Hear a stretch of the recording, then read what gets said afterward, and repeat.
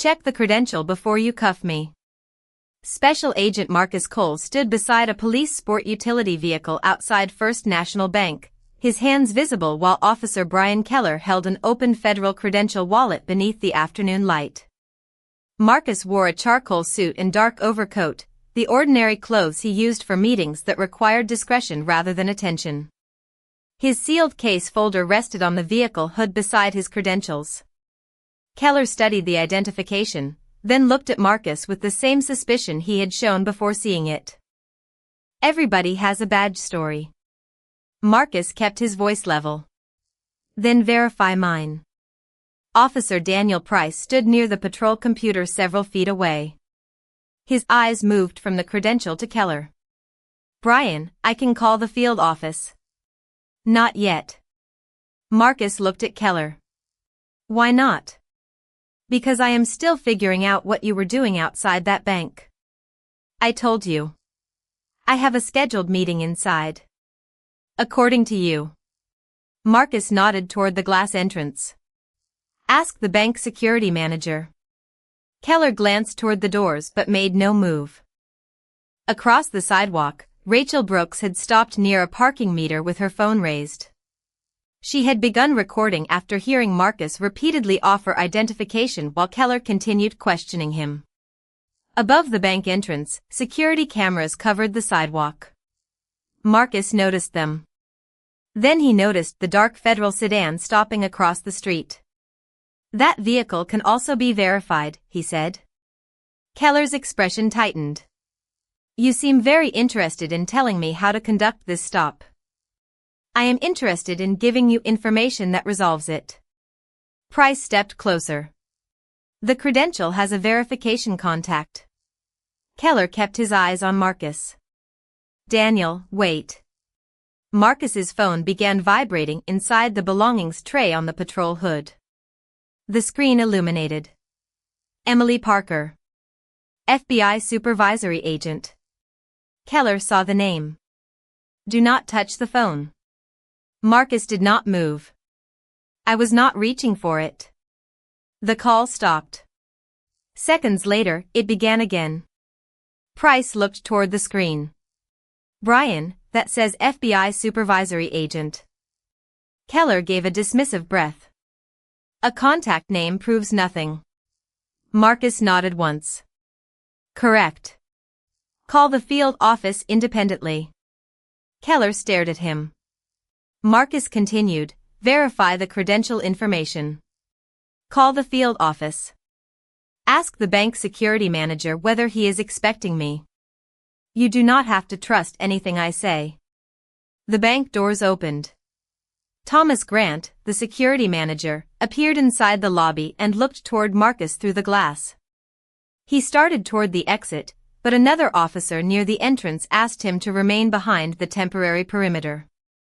Marcus watched the exchange. That is the security manager. Keller said nothing. Officer Keller, what information would satisfy you? Stop directing the contact. I am directing you toward verification. Keller's jaw tightened. Turn around and keep your hands visible. Price immediately spoke. Brian, check the credential first. Marcus remained still. Am I being detained? Until we establish who you are and why you are here. Marcus looked at the credential wallet in Keller's hand. You are holding the way to establish both. Keller gestured toward the vehicle. Turn around. Marcus complied without resistance. Before Keller continued, Marcus spoke clearly enough for the body camera to capture every word. Please keep your body camera running, and verify the credential before you cuff me. Keller replied, worry about yourself. Marcus looked toward the small camera light on Keller's uniform. That is exactly what I am doing. Price moved to the patrol computer. I am calling the field office. Keller turned toward him. Daniel, wait. Price already had the verification number in front of him. Across the street, the federal sedan door opened. Marcus said nothing more. 9 minutes earlier, He had walked toward First National Bank believing the most complicated part of his afternoon would be reviewing financial records. 9 minutes earlier, Special Agent Marcus Cole crossed the downtown plaza toward First National Bank with a sealed case folder tucked beneath his arm. At 44, Marcus had spent enough years with the Federal Bureau of Investigation to know that financial cases rarely looked dramatic from the sidewalk. The important work happened in transaction records, account histories, security logs, and quiet rooms where one detail could connect months of evidence. His phone vibrated as he approached the bank. Emily Parker, his supervisory agent, had sent a message. "Bank security has the records ready." Marcus replied, "Walking in now." Inside the lobby, security manager Thomas Grant checked the clock and placed a folder of access records on the conference table. Branch manager James Walker stood nearby reviewing a list of transactions Marcus had requested through the proper investigative process. Outside, Marcus slowed near the entrance and looked through the glass for Grant. He was expected. Nothing about the afternoon required urgency. He wore a charcoal suit beneath a dark overcoat, carried no visible law enforcement markings, and had chosen a routine meeting precisely because there was no reason to draw attention. A patrol vehicle turned onto the block behind him. Officers Brian Keller and Daniel Price had received a dispatch call about a suspicious man near the bank entrance who appeared to be watching vehicles and using a phone. The description was limited. Adult black male. Dark coat. Standing near the bank. Keller looked through the windshield and saw Marcus. "That him?" Price glanced toward the dispatch screen. "Could be. Description is broad." Keller pulled toward the curb. Marcus noticed the vehicle but assumed it was responding to something nearby. He took another step toward the bank doors. "Sir, stop there." Marcus turned. Keller approached while Price remained several feet behind. "Can I help you, officer?" "What are you doing outside the bank?" "Going inside." "For what?" Marcus looked through the glass toward Grant. "Scheduled meeting." Keller followed his gaze. "You work here?" "No, then who are you meeting?" Marcus studied the question for a moment. "Bank security." Keller's expression sharpened. "Identification." Marcus nodded. "Certainly. I have federal credentials inside my coat." Keller watched his hands. Slowly. Marcus complied, removed the credential wallet, opened it, and presented it. Keller took the wallet and looked at the photograph, name, badge information, and agency identification. "Federal Bureau of Investigation?" "Yes." Price stepped closer. "We can verify that." Marcus nodded. "Please do." Keller looked at Marcus instead. "Why are you here without anyone from the bank meeting you outside?" "Because they are waiting inside." "And what is in the folder?" "Case material." "What case?" Marcus's face remained calm. "I cannot discuss an active federal investigation on the sidewalk." Keller gave him a skeptical look. "Convenient." Marcus glanced toward the credential wallet in Keller's hand. "My identity does not require you to accept my explanation." "Verify the credential." Price looked toward the bank entrance. "We can also ask security whether they are expecting him." Keller held up one hand. "Not yet." Through the glass, Thomas Grant noticed Marcus standing with the officers. He left the conference room and started toward the lobby doors. Marcus's phone vibrated. Emily Parker. FBI supervisory agent. He looked down briefly. Keller noticed. "Leave the phone alone." Marcus kept his hands visible. "All right." Price looked at Keller. "Brian, we have his credential and someone inside appears to recognize him." Keller did not turn. "I am still establishing what he was doing out here." Marcus looked directly at him. "Officer, you stopped me because you wanted to know who I am and why I am here." Keller said nothing. Marcus nodded toward the credential. Then toward Grant approaching behind the glass. You currently have an answer to both questions. Across the plaza, Rachel Brooks slowed when she noticed the exchange. She did not know Marcus. She did not know Keller. But she could see one thing clearly: the man being questioned kept pointing toward ways to verify his story, and the officer holding his identification kept finding reasons not to check.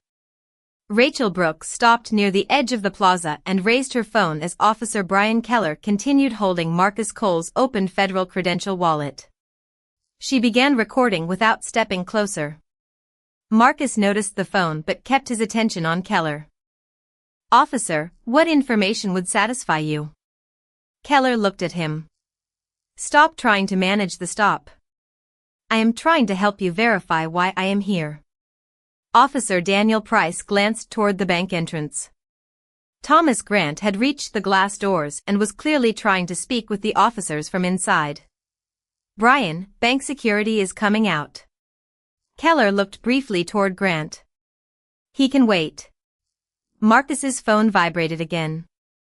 Emily Parker. FBI supervisory agent. That is my supervisor, Marcus said. Keller kept his voice firm. Do not touch it. Marcus left his hands exactly where they were. Then call the field office yourself. Price nodded. I can do that. Keller turned toward him. Not yet. Price frowned. We have federal credentials, someone inside the bank recognizing him, and a verification number.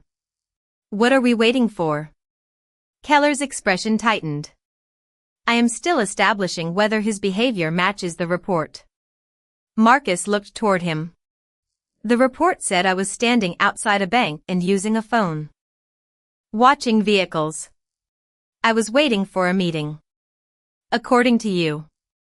Marcus nodded toward Grant, who had now stepped through the doors after another officer allowed him to approach the edge of the perimeter.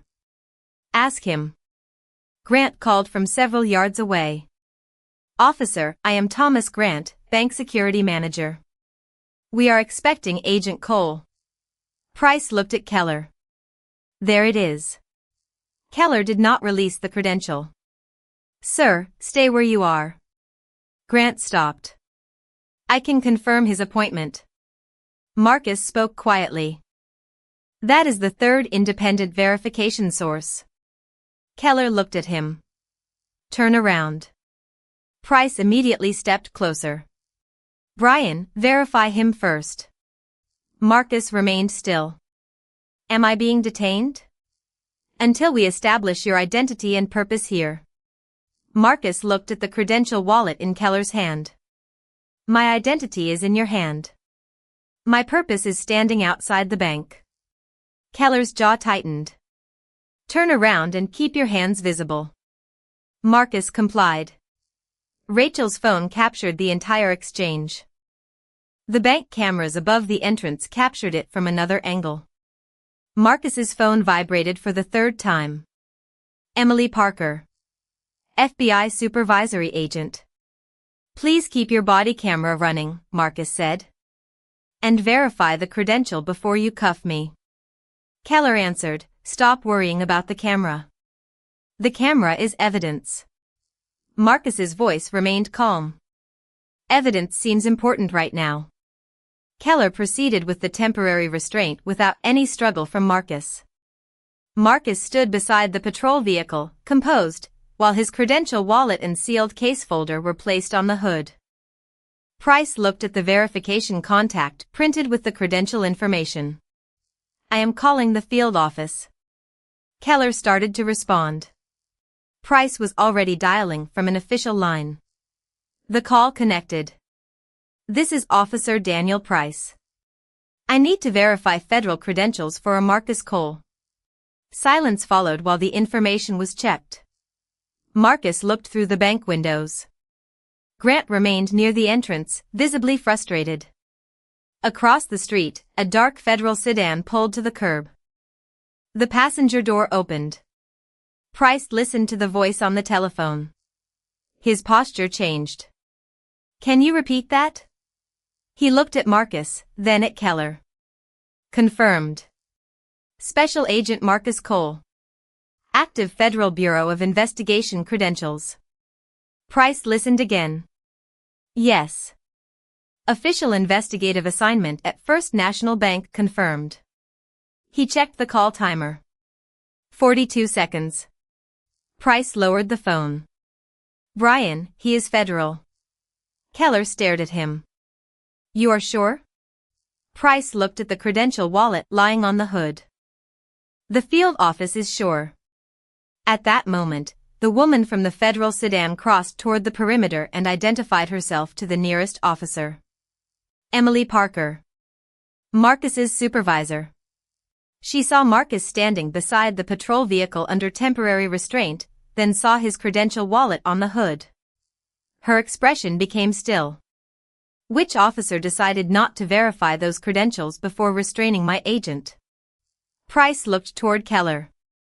Keller said nothing. Marcus turned his head slightly toward Emily.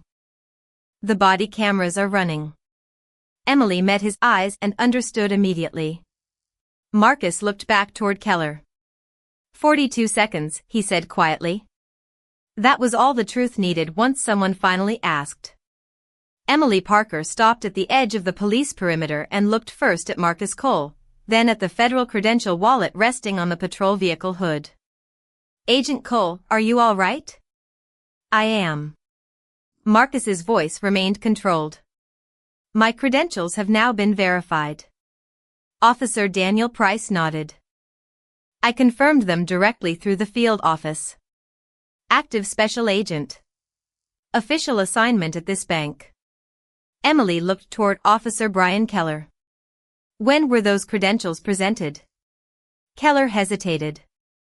Early in the contact. And when were they verified? Price answered before the silence stretched further. Just now. Emily looked at Marcus's restrained hands, then back at Keller. Then why is my agent still restrained? Price immediately turned toward Keller. Brian, we need to remove them. Keller's face tightened. I was maintaining control until we established identity. Marcus looked at him. My identity is established. Keller paused, then ended the temporary restraint. Marcus brought his hands forward slowly and adjusted the sleeves of his charcoal suit. No anger.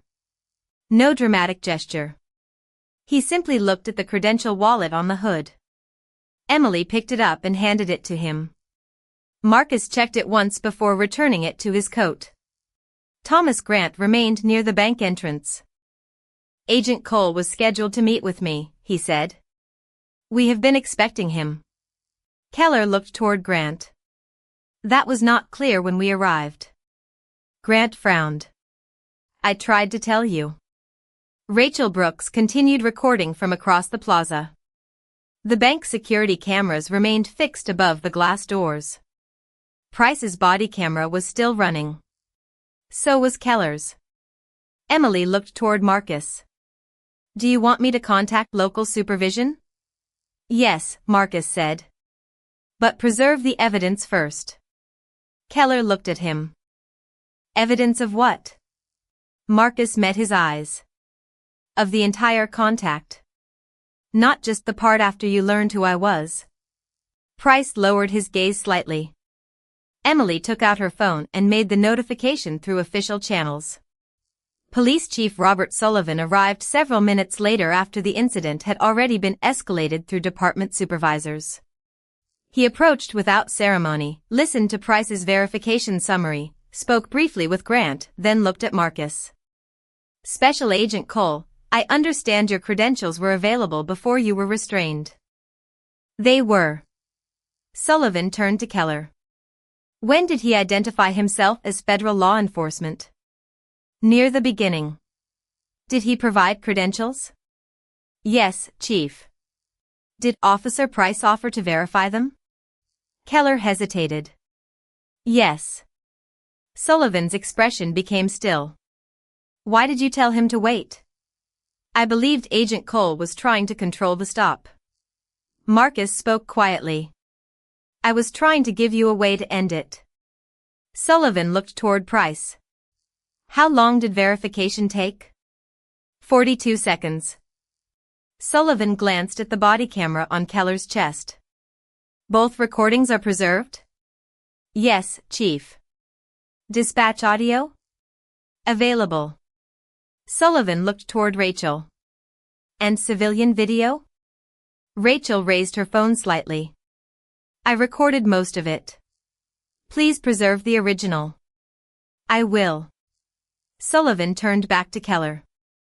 Officer Keller, you are relieved from field duty effective immediately pending expedited administrative review. Badge and department identification. Keller stared at him. Chief, you are taking my badge because he is FBI? Marcus's expression changed for the first time. No, Sullivan looked toward him, but Marcus continued. Do not make my badge the reason this matters. Keller said nothing.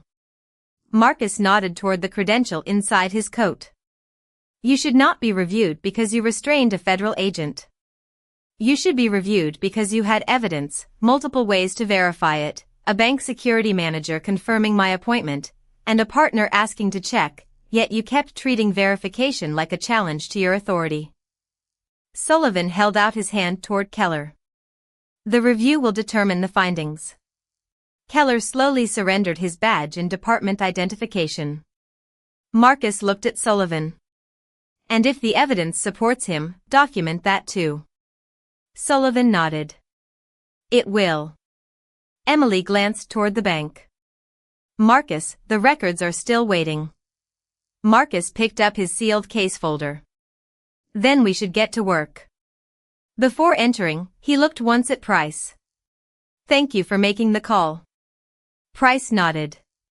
I should have made it sooner. Marcus did not disagree.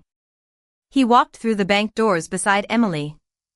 Behind him, 42 seconds of verification had become the smallest part of a much larger question. Why had the truth been available from the beginning, yet required a federal supervisor, a bank manager, a civilian camera, and a police chief before everyone agreed it deserved to count? Inside First National Bank, the glass doors closed behind Marcus Cole and Emily Parker, muting the sounds from the plaza. Thomas Grant joined them near the security desk while branch manager James Walker waited beside a private conference room. Marcus carried the sealed case folder beneath his arm as if the last 15 minutes had been nothing more than an inconvenient delay. Emily knew better. You want a minute? She asked. Marcus looked toward the conference room. The records have been waiting longer than I have. Grant opened the door. Inside, printed access logs, account records, and security documentation had already been arranged across the table. Marcus removed his overcoat, placed the sealed folder beside the records, and sat down. His federal credential wallet remained inside his jacket. 42 seconds. The number stayed with him even as Grant began explaining the bank's internal timeline.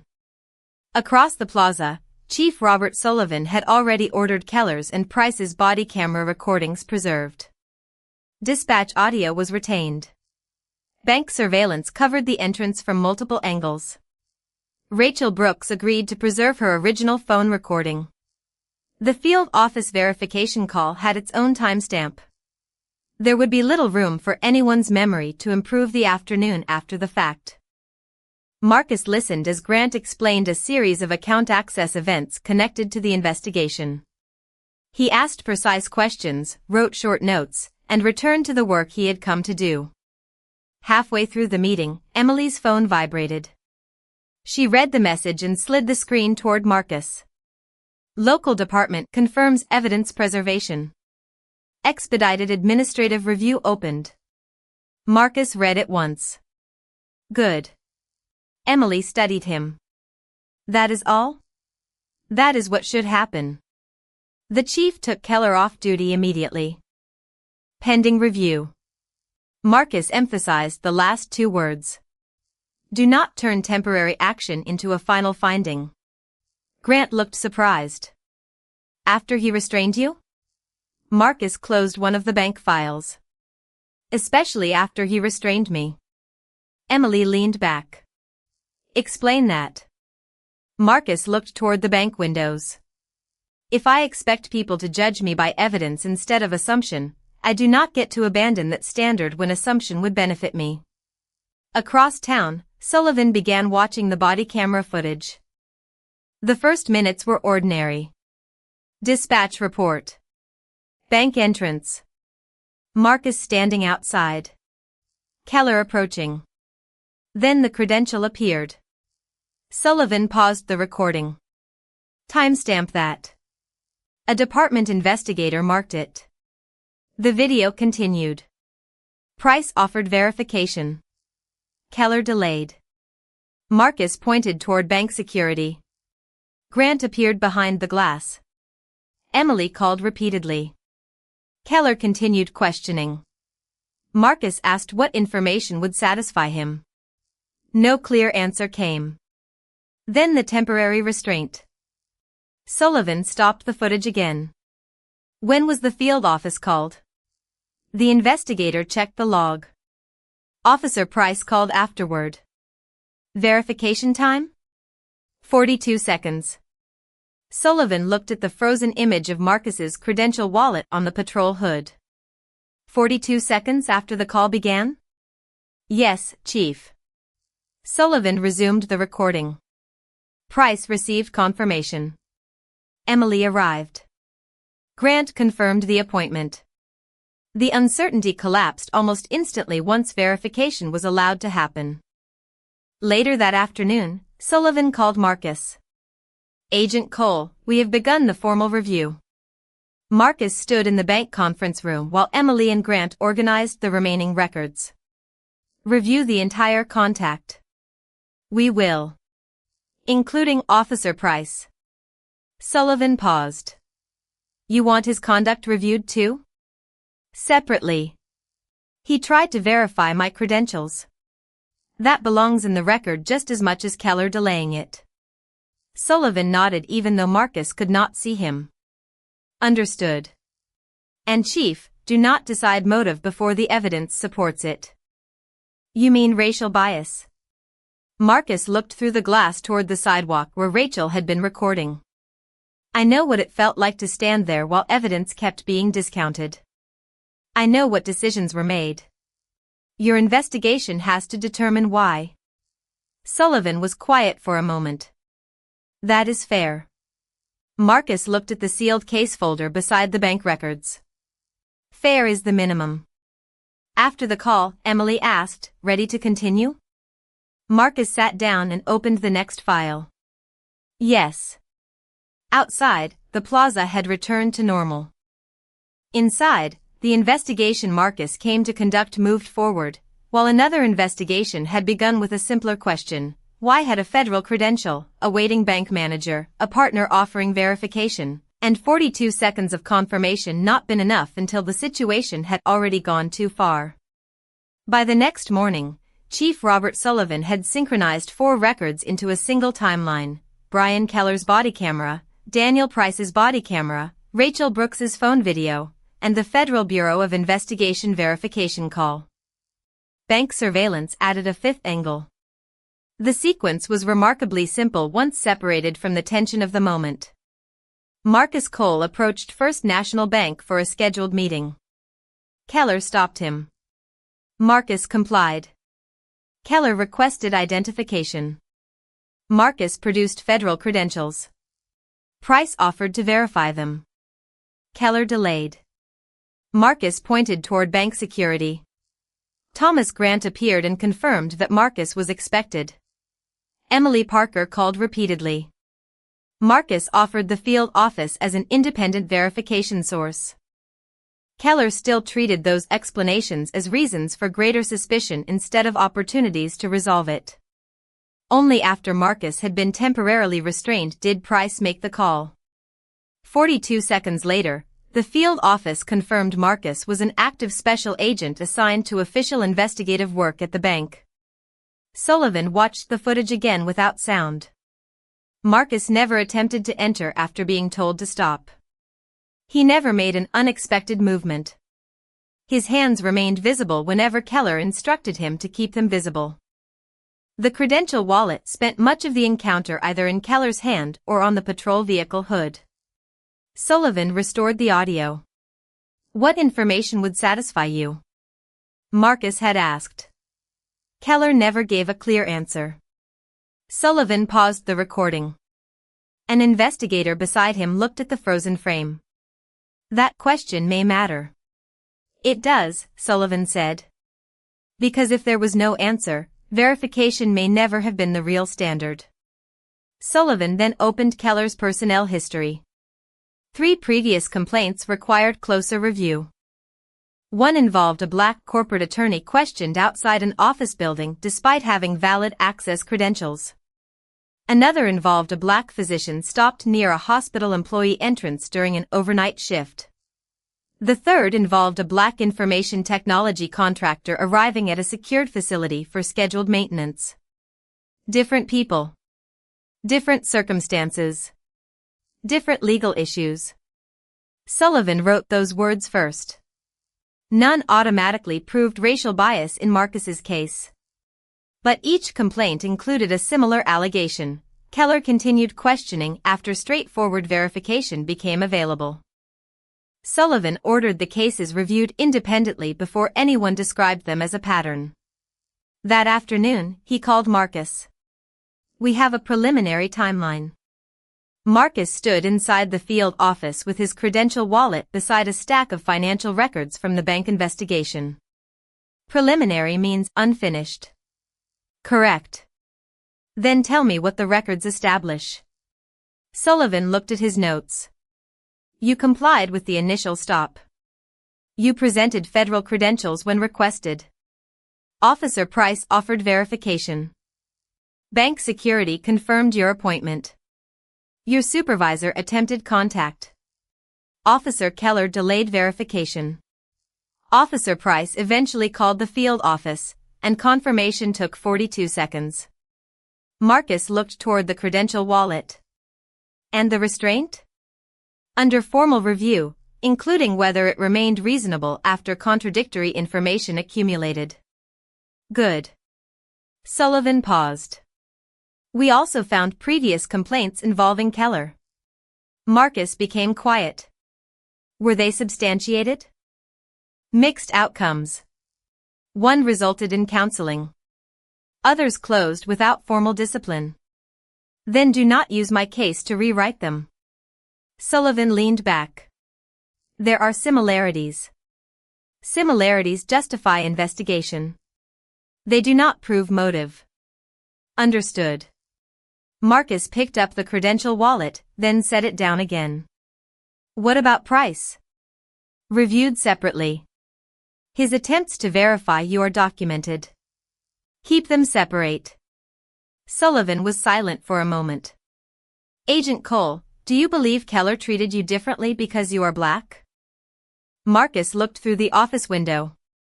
"I believe he looked at a black man outside a bank, formed an assumption, and repeatedly discounted evidence that contradicted it."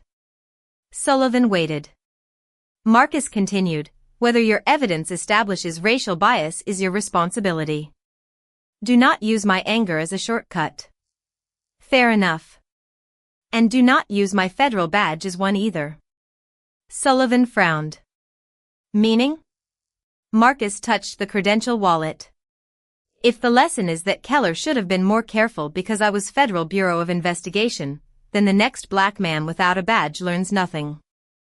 After the call, Sullivan returned to the frozen body camera image. Keller was holding Marcus's credentials. Price was standing only a few feet from a telephone capable of verifying them. Grant was visible behind the bank glass. The truth had not been hidden. It had been waiting. 42 seconds eventually confirmed Marcus's identity. The harder question was why those 42 seconds had been postponed until assumption had already been allowed to become procedure. 2 days later, the formal review moved beyond the simple question of whether Marcus Cole had presented valid federal credentials. That fact was settled. Chief Robert Sullivan now focused on why Officer Brian Keller had repeatedly delayed verification after each new piece of information weakened the original suspicion. Investigators reviewed Keller's body camera beside Daniel Price's recording, Rachel Brooks's phone video, bank surveillance, dispatch audio, and the field office verification record. Marcus had stopped when instructed. He had kept his hands visible. He had identified himself. He had produced his credentials. Price had offered to verify them. Thomas Grant had confirmed the scheduled bank meeting. Emily Parker had repeatedly attempted contact. Yet Keller continued treating Marcus's explanations as challenges rather than information. Then Price made the call. 42 seconds later, the uncertainty disappeared. Sullivan wrote the number at the top of his notes. 42 seconds. The previous complaints were reviewed separately. The black attorney, physician, and information technology contractor were interviewed again. Their circumstances were different, and Sullivan refused to treat similarity as proof. Still, one question appeared across the records. Once reliable verification became available, why did Keller continue questioning instead of reassessing his assumptions? That afternoon, Sullivan called Marcus. The review supports formal findings involving delayed verification and failure to reassess the continued detention as new information accumulated. Marcus stood beside a field office window overlooking downtown traffic. What about racial bias? Sullivan paused. The previous complaints raise serious concerns, but the evidence does not allow me to state conclusively that we established motive. Marcus nodded. Then do not say that you did. A stronger conclusion might benefit your complaint. Accuracy matters most when exaggeration would benefit me. Sullivan looked down at the report. Keller will remain off field duty while the personnel process continues. That is your department's decision. You still do not want to recommend discipline? No, why? Marcus turned from the window.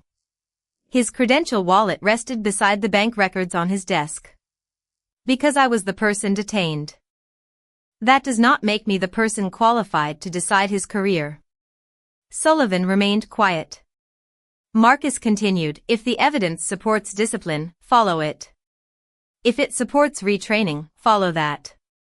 If further evidence supports termination, follow that too. But do not substitute my anger for your process. Across town, Keller sat with a department representative watching his own body camera footage. The recording reached the moment Marcus asked, "What information would satisfy you?" The representative paused the video. "What was your answer?" Keller stared at the screen. "I did not give one." "Why?" Keller looked at the frozen image of Marcus standing calmly outside the bank. "I thought he was trying to control the stop." "Was he refusing your instructions?" "No." "Did he give you identification?" "Yes." "Did your partner offer to verify it?" Keller lowered his eyes. "Yes." The recording resumed. Grant appeared behind the bank glass. Emily called. Marcus offered the field office. Price suggested verification again. Keller continued the detention. Then came the temporary restraint. Price finally called. 42 seconds. The representative stopped the footage when confirmation arrived. "When did you first have enough information to verify him?" Keller looked at the credential wallet visible in his own recorded hand. His answer came quietly. "At the beginning." Later that evening, Emily found Marcus alone in a conference room reviewing financial records. "Sullivan told me you refused to recommend punishment." "Correct." "After everything that happened?" Marcus closed the file. "Especially after everything that happened." Emily studied him. "You carried a federal badge, had valid credentials, and still ended up restrained outside a bank. You have every reason to be angry." "I am angry." Marcus picked up the credential wallet. "But anger is not an evidentiary standard." "Then what do you want Keller to learn?" Marcus looked at the badge for a moment before closing the wallet. "Not that he restrained the wrong powerful man." Emily waited. Marcus slipped the credentials into his coat. I want him to understand that evidence does not become more truthful when the person carrying it turns out to have authority. Outside, city lights reflected across the windows. Somewhere across town, Keller was still watching the same 42 seconds that had finally answered a question his assumptions had kept alive far longer than the evidence ever justified. 2 weeks after the review began, Chief Robert Sullivan signed the formal administrative findings. The report did not begin with the words Federal Bureau of Investigation.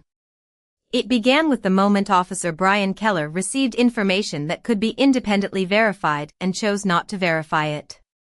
Marcus Cole had complied with the initial stop. He had presented federal credentials when asked. Officer Daniel Price had offered to confirm them. Bank Security Manager Thomas Grant had identified Marcus as the agent expected for a scheduled investigative meeting. Supervisory Agent Emily Parker had repeatedly attempted contact. Bank surveillance, body cameras, dispatch records, Rachel Brooks's video, and the field office call all supported the same timeline. Yet Keller continued the detention until Price finally made the verification call. 42 seconds later, Marcus's identity and official assignment were confirmed. Sullivan sustained findings involving delayed verification, failure to reassess the basis for continued detention as contradictory information accumulated, and inappropriate continuation of temporary restraint after reasonable verification options were available. The earlier complaints remained under separate review. Investigators found similarities involving black professionals whose identities or authorization could have been checked, but Sullivan refused to convert those similarities into a conclusion about motive without sufficient evidence. Price's conduct was documented separately, including his repeated attempts to verify Marcus and his eventual decision to make the call. Keller remained off field duty while the Personnel Board considered the sustained findings. Sullivan called Marcus that afternoon. The administrative findings are complete. Marcus stood inside the field office with his credential wallet beside a stack of financial records. What did you establish? That verification was available early, that Keller delayed using it, and that the justification for continuing the detention weakened as new information arrived. And racial bias? Sullivan paused. The broader review remains open. The evidence raises concerns, but I will not tell you we proved motive when we have not. Marcus nodded. Then keep the language accurate. Sullivan continued, we are also changing procedure. When officers receive law enforcement credentials that can be independently verified, they will be expected to use established verification channels promptly unless a documented safety issue prevents it. Supervisors will also examine repeated complaints involving similar failures to reassess information. Marcus looked toward the city beyond the window. That matters. More than Keller's disciplinary outcome? Yes. Sullivan sounded surprised. Why? Marcus touched the credential wallet. Discipline answers what happened yesterday. Procedure may prevent it tomorrow. Later that evening, Emily found Marcus preparing another case folder. You heard about the policy changes? Sullivan called. And Keller? Personnel Board. Emily leaned against the table. You could still ask for termination. Marcus looked up. Why should I decide that? Because you were the one standing outside that bank. That makes me the person affected. It does not make me the standard. Emily studied him. You are determined not to use the badge. Marcus opened the credential wallet. The badge is evidence of who I am professionally. It is not permission to decide someone else's punishment. The next morning, Sullivan sat across from Keller during the final personnel conference. The report rested between them. Keller read the findings without speaking. Did Agent Cole ask for this? He finally said. No, did he ask you to fire me? He specifically refused to recommend an outcome. Keller looked genuinely confused. Why? Sullivan folded his hands. Because he says the evidence should decide what your decisions deserve. Keller stared at the report. Sullivan continued, the department reviewed the credential, the bank manager, your partner's requests to verify, the supervisor calls, the body cameras, the civilian video, and the 42-second confirmation. Keller lowered his eyes. I know. The Personnel Board has sustained the findings and determined that your conduct, considered with the applicable disciplinary record, warrants termination under department policy. Keller remained silent. Sullivan did not raise his voice. There was no satisfaction in the room. This is not because Marcus Cole carries a federal badge, Sullivan said. It is because the record shows what you did before you allowed that badge to be verified. Across downtown, Marcus slipped his credential wallet into his coat and picked up the next case folder. He did not know that Sullivan had just delivered the final decision. For the moment, he did not need to. The consequence belonged to the process. What mattered to Marcus was whether the next person standing outside a bank would be judged by the evidence in front of an officer before anyone had to discover how much authority that person carried. 3 weeks later, Marcus Cole returned to First National Bank carrying another sealed case folder beneath his arm. Downtown traffic moved past the plaza with the same restless rhythm he remembered. The bank's glass doors reflected pedestrians, passing cars, and a pale afternoon sky. Marcus wore a charcoal suit beneath his dark overcoat, and his federal credential wallet rested inside his jacket. Nothing about him was designed to attract attention. That was how he preferred it. Thomas Grant met him near the security desk. Agent Cole. Good to see you under quieter circumstances. Marcus glanced toward the entrance. Quiet is underrated. Grant smiled and opened the interior security gate. We have the additional records ready. Before Marcus followed him, another man approached the desk. He was a young black federal investigator carrying a slim document case. The bank security officer asked for identification. The investigator produced his federal credentials. The officer examined them, contacted the established verification channel, waited for confirmation, and returned the wallet. You are cleared. Conference Room 3. Thank you. The exchange was ordinary. No raised voices. No patrol vehicles. No supervisor rushing across the plaza. Marcus watched for only a moment. Grant noticed. Different from last time. Marcus nodded. That is the point. They continued toward the conference room. His phone vibrated before they reached the door. Chief Robert Sullivan. Marcus answered. Cole. Agent Cole, I wanted you to hear the final personnel decision directly. Marcus stopped beside the window. Go ahead. The Personnel Board upheld the sustained findings. Keller's employment has been terminated under department policy. The separate examination of the earlier complaints remains ongoing. Marcus looked through the glass toward the plaza. And Price? His record reflects that he repeatedly requested verification and ultimately made the call that confirmed your credentials. Good. Sullivan paused. You do not sound satisfied. I did not want a man fired so I could feel satisfied. The decision was not made for that reason. Then the process did what it was supposed to do. Sullivan was quiet for a moment. The verification procedures are also in effect. Supervisors are reviewing compliance. Marcus looked back toward the security desk, where another visitor was calmly presenting identification. That matters more to me. I thought it might. Marcus ended the call and entered the conference room. Emily Parker was already there with James Walker and several folders of financial records. Sullivan, she asked. Marcus placed the sealed case folder on the table. The personnel process is finished.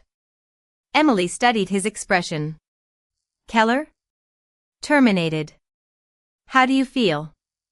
Marcus removed his credential wallet and set it beside the folder. Like a process reached a consequence. Emily leaned back. That is a very federal answer. Marcus almost smiled. You wanted something dramatic? Maybe a little. He looked toward the credential wallet. The dramatic part happened outside 3 weeks ago. I would rather the ending be boring. Through the conference room glass, the young investigator Marcus had seen downstairs walked toward another meeting without anyone following him. Marcus nodded toward him. He showed identification. They verified it.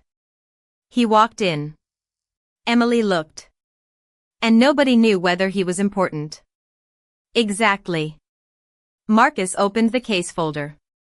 The credential remained beside it, no longer a symbol of vindication, no longer the object that had sat uselessly on the hood of a patrol vehicle while its owner was treated with suspicion. It was simply identification again. That was enough. Outside, a delivery driver approached the security desk. Authorization checked. Entry approved. A contractor arrived next. Identification verified. Another ordinary visitor followed. No chief appeared. No federal supervisor called. No civilian raised a phone to record. Nobody needed an audience to make procedure work. Marcus turned to the first page of the financial records. 42 seconds had once been enough to confirm the truth, but only after several minutes of resistance. Today, verification happened before assumption had time to become something larger. The bank continued operating around him. Phones rang softly. Doors opened and closed. People entered, showed identification, and moved on with their lives. Marcus rested one hand beside his credential wallet and began the meeting he had come to conduct.